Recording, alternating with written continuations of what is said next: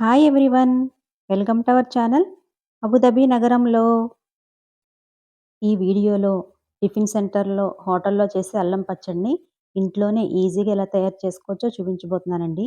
ఈ వీడియో నచ్చితే మన ఛానల్‌ని సబ్స్క్రైబ్ చేసుకోండి. ఇంకా లేట్ చేయకుండా అల్లం పచ్చడిని తయారు చేసేసుకుందాం.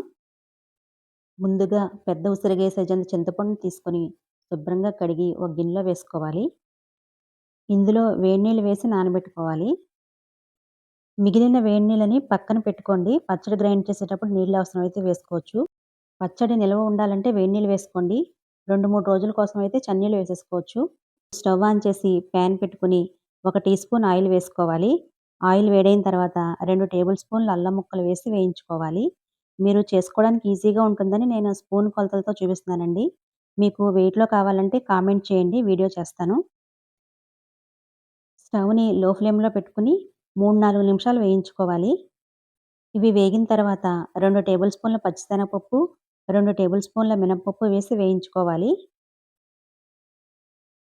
ఇవి సగం వేగిన తర్వాత 1 టేబుల్ స్పూన్ ధనియాలు, హాఫ్ టేబుల్ స్పూన్ జీలకర్ర వేసి లో ఫ్లేమ్‌లో వేయించుకోవాలి. ఇవన్నీ లో ఫ్లేమ్‌లోనే వేయించుకోవాలండి. ఇవి ఇలా దోరగా వేగిన తర్వాత వీటిని మిక్సీ జార్‌లోకి తీసుకోవాలి.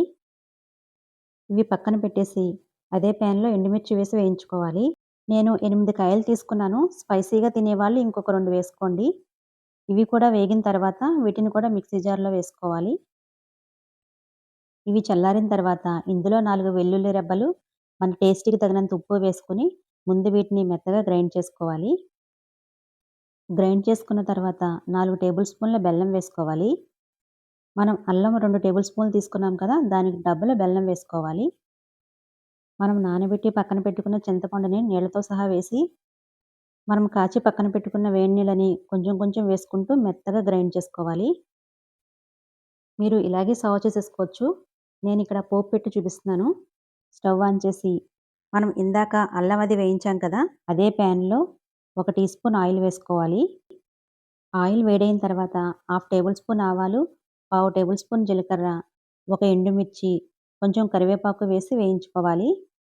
ఇవి బాగా వేగిన తర్వాత మనం మిక్సీ పట్టుకున్న పచ్చడిని ఇందులో వేసి కలుపుకోవాలి. ఇంతేనండి, హోటల్ స్టైల్ అల్లం పచ్చడి రెడీ అయిపోయింది.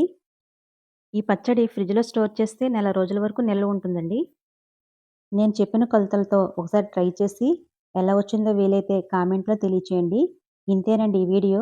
ఈ వీడియో నచ్చితే లైక్ చేసి, మన వాళ్ళందరికీ షేర్ చేసి, మన ఛానెల్‌ని సబ్స్క్రైబ్ చేసుకోండి. Thank you for watching.